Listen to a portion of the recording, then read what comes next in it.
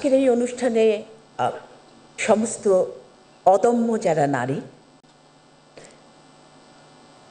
এবং উপস্থিত অদম্য নারী এবং তাদের সহযোগী পুরুষ, সম্মানিত প্রধান অতিথি, বিশেষ অতিথি এবং সভাপ্রধান, আপনাদের সবাইকে নারী দিবসের শুভেচ্ছা ও সংহতি।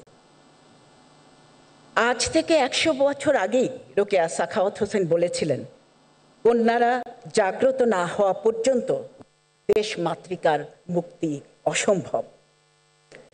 আন্তর্জাতিক নারী দিবস ঘোষণারও কিন্তু 117 বছর হলো। আমাদের কন্যাদের, নারীদের আমরা জাগ্রত দেখেছি ব্রিটিশ বিরোধী আন্দোলন থেকে 1952, 1969, 71 এবং সর্বশেষে জুলাইয়ের গণ অভ্যুত্থান আমাদের কাছে স্পষ্ট করেছে নারী জাগ্রত। কিন্তু তাদের চারিদিকে বাঁধন, সে প্রতিনিয়ত নির্যাতিত হয়। মজুরি, খাদ্য, চিকিৎসা, শিক্ষা, সম্পত্তি সব কিছুতে কম পায়। তার শ্রমের স্বীকৃতি নেই পরিসংখ্যানে। সবার উপরে আছে মৌখিক ও দৈহিক নির্যাতন, গৃহ অভ্যন্তরে এবং জনপরিসরে নির্যাতন। অধিকাংশ নারীর নিজের ঘর থাকে না, সম্পদ থাকে না এবং অনেক সময় বৈরী আইন কানুনের দেশটাকেও নিজের মনে করা কঠিন হয়ে ওঠে। অনেক পরিবর্তনের প্রত্যাশা ও স্বপ্ন নিয়ে হাজারো নারী জুলাইয়ের গণ অভ্যুত্থানে অংশ নিয়েছেন। কিন্তু নারী ও মেয়ে শিশুর উপরে নির্যাতন থামেনি। নির্যাতন আগের চেয়ে বেশি না কম, এই বিতর্কে আমি যাব না। কেননা নির্যাতন কতগুলো সংগঠিত হয়েছে তার হিসেব আমরা গণমাধ্যম থেকে পাই। আর কে না জানে, আমরা যে খবর পাই তা শুধু হিমশৈলের চূড়া, অর্থাৎ এর খুব কম অংশই দৃশ্যমান থাকে। তার চেয়েও বড় কথা, নির্যাতন যতটুকু ঘটে তার শারীরিক ক্ষতি যতখানি হয়, তার চেয়ে অনেক বড় মানসিক ক্ষতি ঘটে। তার চেয়েও বেশি নারীকে তা দমিয়ে রাখে, তাকে গণ্ডি অতিক্রম করতে দেয় না, তার আত্মসম্মান নষ্ট করে, তাকে উনো মানুষ বানিয়ে রাখতে চেষ্টা করে। নারী যেমন পথে ঘাটে, মাঠে, খেতে, ফ্যাক্টরিতে, অফিসে সর্বত্র বিরাজিত, তেমনি সাইবার পরিসরেও তার উপস্থিতি আমরা দেখতে পাই। নিজেদের বক্তব্য প্রকাশের জন্য, সংগঠিত হওয়ার জন্য, উদ্যোক্তা হিসেবে কিংবা বিনোদনের জন্যও তার উজ্জ্বল উপস্থিতি রয়েছে। এমনকি সাধারণ নারীদেরও, যেমন তারা রাজনৈতিক বক্তব্য দিচ্ছেন, তেমনি মিম তৈরি করছেন। এমনকি 1 কাপ চা তৈরির এই ভিডিওটি আপনারা অনেকেই হয়তো দেখেছেন। আবার এই সাইবার পরিসরেই নারী প্রতিনিয়ত নির্যাতনের শিকার হচ্ছে। কিন্তু ঢালাইয়ে দৃঢ়তা, নির্মাণে নিশ্চয়তা, প্রিমিয়ার সিমেন্ট, ঢালাইয়ের রাজা।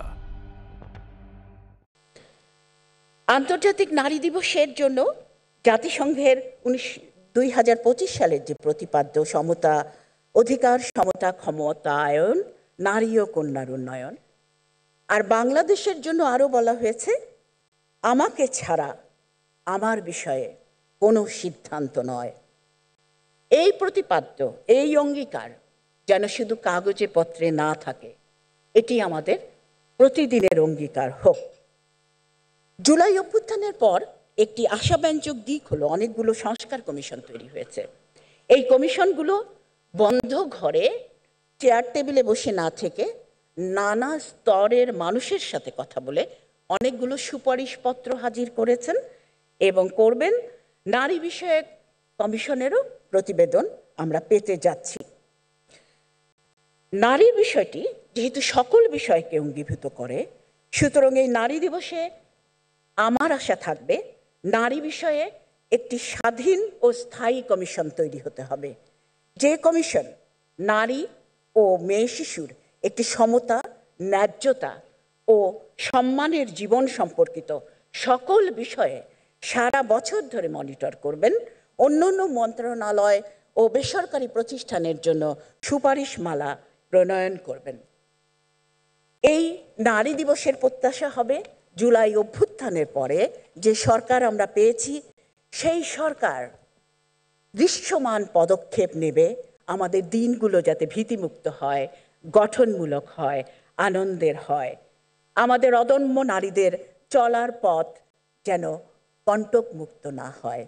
অনেকে বলেন যে হয়তো এক সময় আসবে যখন সম অধিকার স্থাপিত হবে এবং আমাদের নারী দিবসের আর প্রয়োজন হবে না। এটা খুবই ভুল কথা। এই জন্য যে স্বাধীনতা পেয়েছি বলে কি আর আমাদের স্বাধীনতা দিবসের প্রয়োজন নেই? শুধু এই আশা করি যে হত্যা, মৃত্যু, নির্যাতন বা বন্ধনের খবর দিয়ে আমাদের পরবর্তী নারী দিবসগুলো যেন শুরু না হয়। এর পরবর্তী নারী দিবস হবে শুধুই আনন্দের। নারীরা দিশারি হয়ে থাকবেন। আপনাদের সবাইকে ধন্যবাদ।